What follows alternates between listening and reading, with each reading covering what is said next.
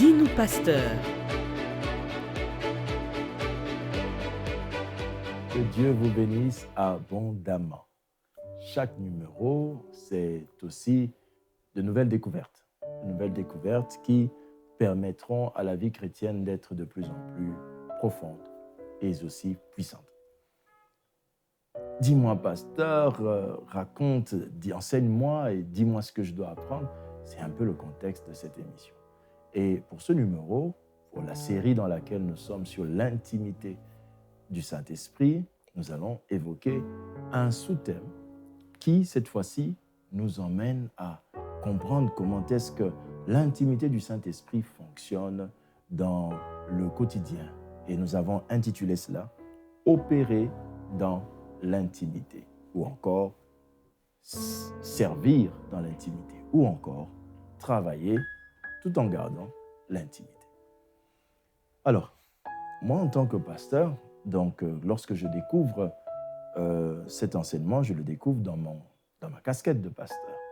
Donc, il fallait savoir comment est-ce que je dois servir Dieu tout en gardant l'intimité. Comment je dois opérer dans le ministère tout en gardant l'intimité.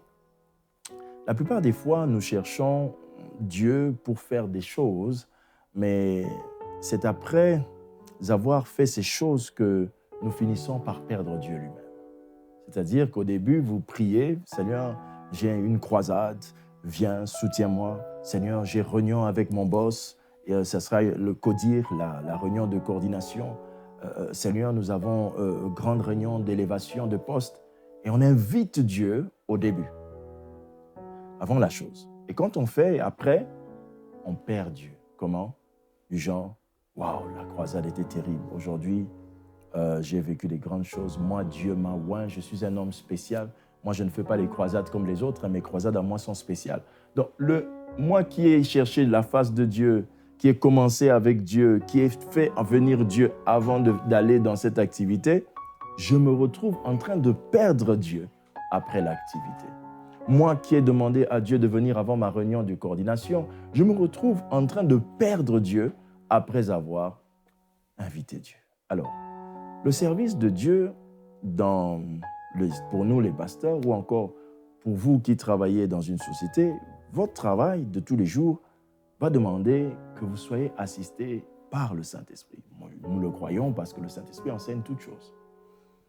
Alors, pour réussir le service ou bien travailler avec Dieu, il faut comprendre que pour chaque chose à faire, chaque ministère, chaque travail, chaque réunion, si vous voulez avoir une intimité avec le Saint-Esprit qui fera réussir cette action, il faut comprendre qu'il existe l'intimité avant le service, l'intimité pendant le service et l'intimité après le service.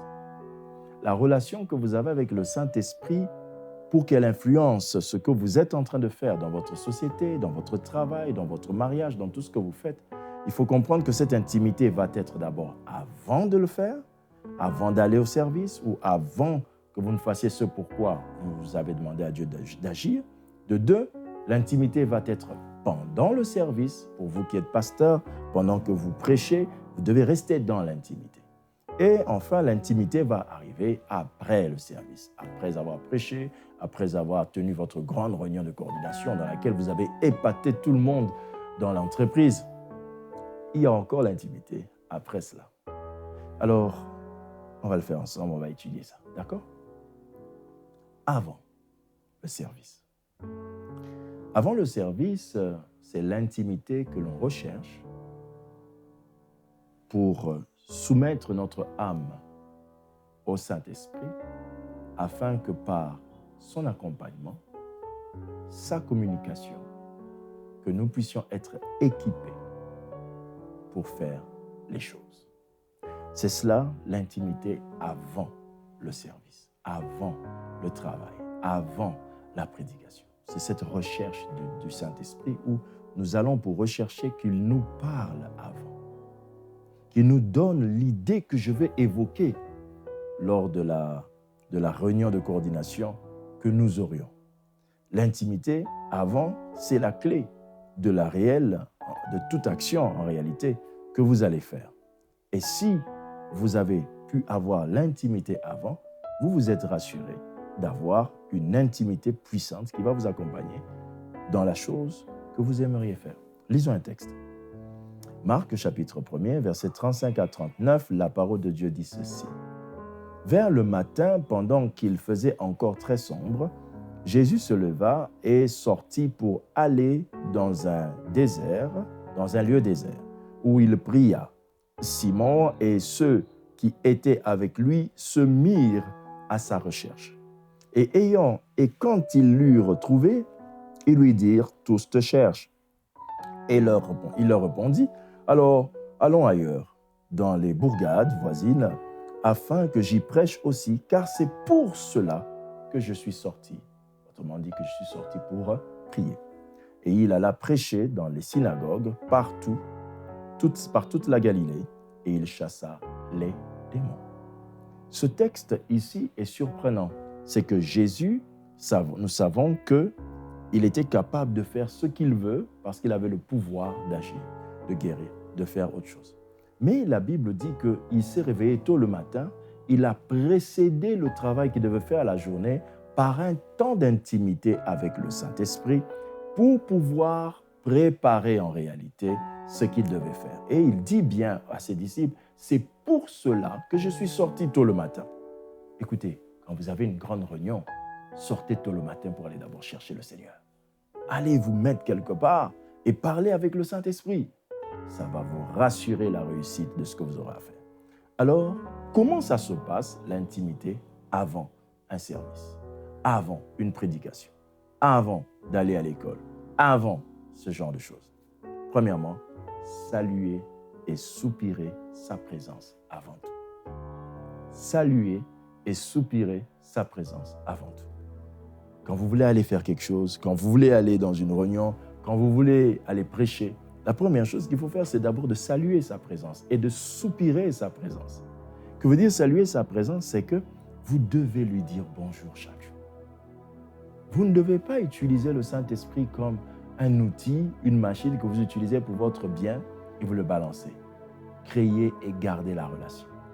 Saluez et soupirez sa présence. Au matin, avant que vous ne fassiez ce que vous voulez faire, dites-lui, Saint-Esprit, viens avec moi. Viens avec moi. Sois avec moi aujourd'hui. C'est la première étape. Genèse 3:9 dit ceci. Mais l'Éternel Dieu appelait l'homme et lui dit, où es-tu? Vous voyez, c'est assez surprenant. C'est Dieu qui dit, où es-tu? Donc, quand vous direz au Saint-Esprit, Saint-Esprit, viens, sois avec moi, c'est déjà lui qui est en train de vous chercher. C'est déjà lui qui veut être avec vous. Et là, vous commencez avant. Quand je veux prêcher, c'est ce que je fais. Je lui demande, viens Saint-Esprit. Je ne dis pas d'abord, utilise-moi, mais je dis, viens Saint-Esprit. Viens Saint-Esprit. J'ai besoin de toi. Viens Saint-Esprit. Je soupire. La deuxième chose qu'il faut faire avant tout ce que vous voulez faire, quand vous voulez faire une activité, vous voulez faire une ministre, vous voulez prêcher ou autre, l'intimité avant se fait comment? Deuxième point, présentez votre âme au Saint-Esprit et dites-lui ce que vous allez faire. Présentez votre âme au Saint-Esprit et dites-lui ce que vous allez faire. C'est-à-dire, il s'agira ici, vous savez, annoncer au Saint-Esprit ce que vous avez à faire. Dites-lui, Saint-Esprit, j'ai une réunion de coordination. Ne soyez pas trop large quand vous parlez au Saint-Esprit. L'intimité, avant de faire quelque chose, avant d'entrer dans votre travail, demande que vous lui parliez avec des détails. Le Saint-Esprit sait c'est quoi l'économie, il sait c'est quoi la mathématique, il sait c'est quoi le contrôle de français. Donc, quand vous voulez aller au contrôle de français et que vous avez besoin d'une intimité du Saint-Esprit, vous savez que vous avez besoin qu'il soit avec moi, qu'est-ce que vous devez faire? Vous devez lui dire, j'ai contrôle, j'ai examen de français. Tu connais ma position. Tu sais combien cet examen compte pour moi. J'ai besoin que tu m'accompagnes. Dites-lui la chose clairement. Dites-lui la chose nettement. La Bible nous enseigne. Mais l'Éternel Dieu appela l'homme et lui dit, où es-tu? Genèse 3:9 que nous avons lu tout à l'heure. Et après, la Bible déclare dans le psaume 37:5, recommande ton sort à l'Éternel. Mets en lui ta confiance, il agira. c'est l'étape où vous présentez votre âme, vous recommandez ce que vous avez à faire. Dites-le au Saint-Esprit. Saint-Esprit, tu sais que nous avons réunion ce matin. J'ai vraiment besoin que tu me guides. Et là, vous avez, attention, lorsque je vous parle là, vous pouvez être en train de prendre votre sac à main et vous lui parlez comme ça. Saint-Esprit, j'ai besoin que tu me guides. Cette réunion avec ces dossiers que j'ai ici, c'est tellement délicat, j'ai besoin que tu me guides. C'est comme ça qu'on fait l'intimité avant de faire un travail, avant d'aller prêcher, avant d'aller faire telle ou telle chose. Et ensuite, troisième élément de l'intimité avant, présentez vos faiblesses au Saint-Esprit. Pourquoi auriez-vous besoin de lui? Vous avez besoin de lui parce que peut-être vous avez un manquement. Peut-être vous pouvez vous sentir parfait dans vos potentiels, mais il y a toujours un manquement, vous ignorez la réaction des gens. Alors du coup, présentez toujours vos faiblesses avant de faire quelque chose. Saint-Esprit, donne-moi l'intelligence. Je manque les connaissances sur tel élément. Pendant que c'est le grand examen, soutiens-moi. Tu sais que moi et l'algèbre, c'est assez compliqué. Saint-Esprit, est-ce que tu peux me donner de pouvoir me souvenir de ce que j'ai étudié? Voilà, c'est une façon comme ça de garder l'intimité avant de faire quelque chose. La parole de Dieu dit ceci: mon âme languit après ton salut. J'espère en ta promesse. Vous voyez, j'espère que tu me viendras en aide. J'espère. Et la parole de Dieu dit dans Romains 8, 26, de même aussi l'Esprit nous aide dans notre faiblesse. Là déjà, en parlant des éléments spirituels. Donc, il sait aider dans la faiblesse. Parlez au Saint-Esprit de vos faiblesses avant de faire quelque chose. C'est comme ça qu'on a l'intimité avant l'action, avant le service, avant la prédication, avant d'aller au travail. Maintenant, il y a l'intimité, la deuxième étape, l'intimité pendant le service, pendant le travail, pendant la prédication, pendant que vous priez pour un malade. Comment ça se passe? L'intimité pendant le service est le fait qu'en pleine action, nous restions en contact avec le Saint-Esprit. Ou encore, pendant l'action, que nous restions conscients de sa présence avec nous. Lorsque vous savez, des fois, un parent, avant que son fils aille dans une interview importante, il passe l'appel, il dit « Fils, je suis avec toi, ne t'en fais pas, nous sommes de tout cœur avec toi ». Cette phrase de papa, même s'il ne vient pas physiquement, peut vous redonner le courage d'aller défendre votre dossier. C'est ça, la conscience de la présence d'un être cher. Et c'est ça l'intimité pendant. Reste conscient que le Saint-Esprit est avec toi au marché là où vous êtes. Reste conscient que le Saint-Esprit est là pour t'aider dans votre société. À ce moment où vous êtes dans cette réunion importante, le Saint-Esprit est avec toi pour te donner un coup de main. Alors, comment on fait pour développer une intimité au milieu d'une action, au milieu d'un service, au milieu du travail? Premièrement, disposez-vous à son orientation. C'est-à-dire, soyez prêt à ce qu'il puisse vous donner une idée qui n'était pas préparée. Vous voyez? Soyez prêt. Soyez prêt. Vous pouviez avoir fait un plan où vous devriez commencer par les chiffres à présenter sur la situation de votre société, mais il peut vous conduire de commencer par le projet futur que vous avez. Et ça, le Saint-Esprit, il peut vous emmener dans n'importe quelle direction. Mais il vous faut être conscient que ça peut arriver. Je ne vous dis pas, faites l'inverse, je vous dis, préparez-vous. Disposez-vous à son orientation. Marc chapitre 7, 32 à 35 nous montre le Seigneur Jésus. On lui emmena un sourd qui avait des difficultés à parler et il le pria de lui imposer les mains. Il le prit à part, au loin de la foule, lui mit les doigts dans les oreilles et lui toucha la langue avec sa propre salive, puis leva les yeux au ciel, il soupira et dit « Ephaphatha », c'est-à-dire « ouvre-toi ». Aussitôt, ses oreilles s'ouvrirent, sa langue se délia et il parla très bien. Le Seigneur Jésus n'avait jamais fait ça.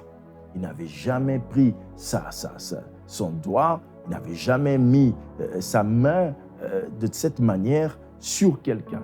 La salive, il ne l'avait pas fait, mais il s'était disposé à l'orientation. Il était prêt à être utilisé. Deuxième chose, comment on maintient l'intimité pendant l'action, pendant mon travail, pendant que je filme, pendant que je monte une vidéo. Parler au Saint-Esprit dans le cœur pendant le service. Parler au Saint-Esprit dans le cœur pendant le service. Pendant que je vous prêche, je suis en même temps en train de parler au Saint-Esprit, de me guider. Des fois, il y a la phrase que je veux vous dire, que j'entends déjà dans mon cœur, et je la dis. Et des fois, j'entends que j'allais mal dire une phrase, et je me laisse conduire. Oui, c'est une prédication. Oui, je suis un théologien. Mais ici, je ne parle pas d'une science, je parle à un cœur.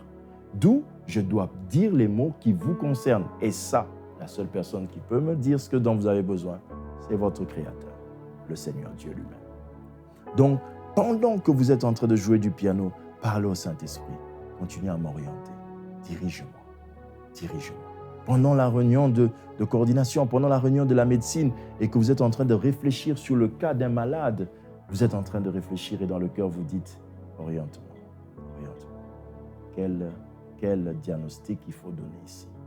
Oriente-moi. C'est le fait de parler en même temps que vous êtes en plein travail. C'est de l'intimité pendant.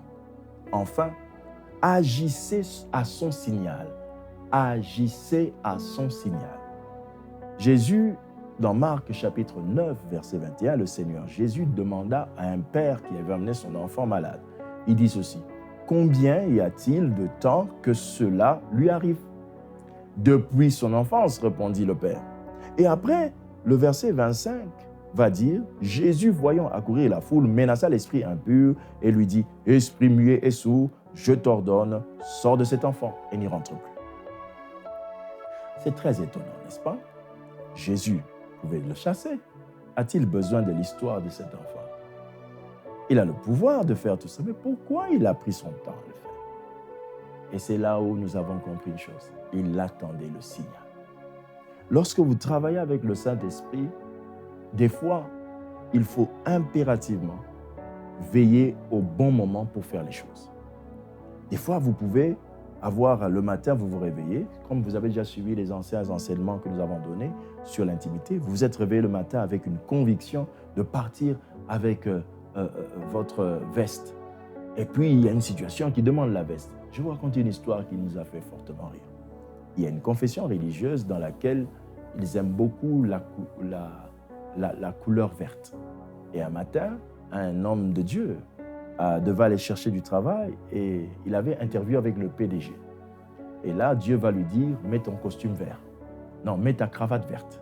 Mets les chaussettes vertes. Alors, il dit, mais c'est quoi ça? C'est affreux ça. Et il va sortir, il arrive au bureau du monsieur. Dehors, la secrétaire lui dit, on va vous recevoir. Dès qu'on ouvre le bureau du monsieur, il se rend compte que le bureau est peint en blanc-vert. Il se rend compte que sur la table du monsieur, il y avait des objets précieux en vert et que le monsieur avait porté une cravate verte. Alors, quand le monsieur le voit entrer par la porte, le monsieur va crier et dit « Mon frère !» Extraordinaire. Voilà. Si seulement il n'avait pas écouté, l'interview aurait déjà un problème. Mais déjà, quand on vous dit « mon frère » à l'entrée, autrement dit, c'est déjà bon. Alors, agissez à son signal. Enfin, il y a l'intimité après. L'intimité après avoir fait quelque chose. Vous voyez, le frère, quand il est revenu de cette interview, il avait déjà eu son travail. Le contrat était signé. Après ça, il pouvait s'enorgueillir. Il pouvait dire, voilà, moi j'ai des grands contacts, c'est pourquoi j'ai eu ce métier. Et c'est là où vous voyez, quand vous faites certaines choses bien, ça vous arrive de perdre Dieu après avoir fait une chose bien. Au lieu de conserver Dieu, vous le perdez. Et allez, vous allez remarquer qu'au lieu de continuer maintenant à grandir dans la chose, vous ne grandissez pas. Pourquoi? Vous avez perdu la substance qui fait avancer toute chose, la présence du Saint-Esprit. Alors, comment on maintient l'intimité après avoir fait une chose, après avoir fait mon service, après avoir guéri un malade? C'est quelque chose de lever un paralytique. C'est quelque chose, je vous assure, la première fois que cela m'est arrivé, j'ai dû fermer les yeux. Parce que j'avais l'impression que la gloire de Dieu m'entrait dans les yeux pour que je reconnaisse que c'est moi qui ai fait ça. Ouais, c'est pas évident. Alors, vous savez, même quand vous arrivez à réussir un bon dossier, un bon marché, eh bien, mes amis, la gloire après, c'est comme si elle vous revient. Alors, que faire? La parole de Dieu dit ceci. Jésus, dans Luc chapitre 5, versets 15 à 16, sa renommée se répandait de plus en plus et les gens venaient en foule pour l'entendre et être guéris des maladies. Et la Bible dit ceci. Et lui, il se retirait dans le désert et priait. Attendez, c'est lui le sauveur. Il guérit les malades. Il a déjà la renommée de guérisseur. Et qu'est-ce qu'il fait? Il se retire pour aller prier. Il a voulu maintenir l'intimité après le succès qu'il venait de traverser. Extraordinaire. Alors, voici 3 conseils pour maintenir ou encore pour entrer en intimité après que vous ayez fait une action, fait quelque chose de grand avec Dieu. Premièrement, présentez au Saint-Esprit les faits en reconnaissant ses œuvres. Présentez au Saint-Esprit les faits en reconnaissant ses œuvres. Dites-lui, aujourd'hui c'était très bien. Surtout lorsque tu m'as rappelé les chiffres sur les données économiques et la réaction que j'ai vue. Oh, merci Saint-Esprit. Voilà, c'est-à-dire n'occultez pas ce qu'il a fait. N'occultez pas ça. Dites-lui ce qu'il a fait. Présentez au Saint-Esprit les faits de comment ça s'est passé. Vous savez, quand on vient devant Dieu, quand on a une intimité avec le Saint-Esprit, on ne dit pas « Merci Saint-Esprit » et c'est fini.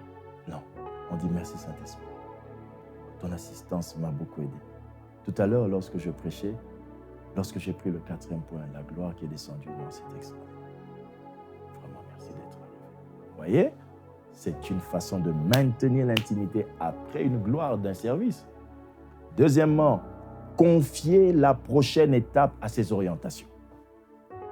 Confier la prochaine étape à ses orientations. Une chose qui maintient l'intimité, c'est déjà de préparer la suite en lui disant, Saint-Esprit, en tout cas pour l'étape qui vient, je me confie encore en toi. Quand vous faites ça, il vous fera confiance pour la prochaine étape.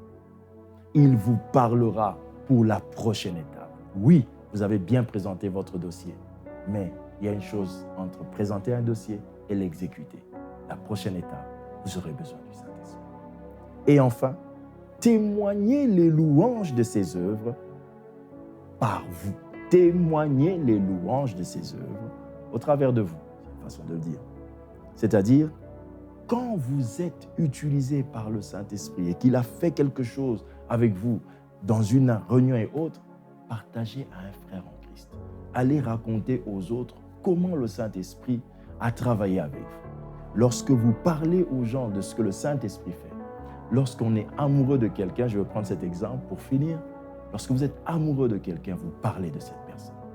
Et c'est ce qui fait que même lorsque cette personne découvre que, tiens, tu sais qu'un tel m'a dit qu'il t'aime beaucoup, hein, ça fait plaisir à cette personne.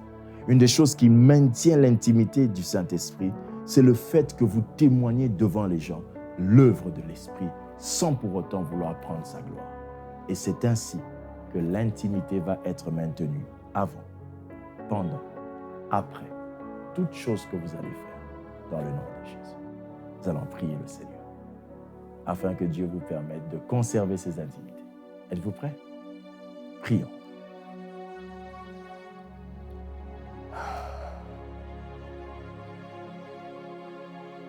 Merci Saint-Esprit. Merci Saint-Esprit. Merci Saint-Esprit. Merci Saint-Esprit. Cher Saint-Esprit, je te présente mes frères, mes sœurs, tous ceux qui ont perdu leur intimité avec toi ou ceux qui n'en ont pas, afin que tu gardes dans leur cœur le besoin de maintenir une intimité avec toi avant toute chose, le besoin de maintenir une intimité pendant toute chose, et le besoin de maintenir l'intimité après toute chose, afin que cette relation glorieuse les conserve, les protège. Merci Saint-Esprit. Merci pour la vie de tous. Après cette orientation, après cette prédication, je ne veux pas te perdre. Je ne veux pas me lancer à la gloire de ma personne, mais je voudrais garder l'intimité avant, pendant et après. Qu'il en soit de même pour tous ceux qui nous ont suivis aujourd'hui. Au nom de Jésus-Christ. Qu'il en soit ainsi. Amen. Que Dieu vous bénisse abondamment. Et je crois de tout cœur que la notion d'aujourd'hui va emmener le Saint-Esprit dans votre quotidien, dans votre bureau, dans vos études et partout. Vous êtes en fonction, en exercice. Et pour les serviteurs de Dieu, vous avez eu votre part aussi. Nous sommes bénis aujourd'hui, très bien. Mais je pense que beaucoup plus grand nous attend encore. Alors, au prochain numéro, pour suivre une autre émission, une autre édification. Que Dieu vous bénisse. Bye bye. Dis-nous, pasteur.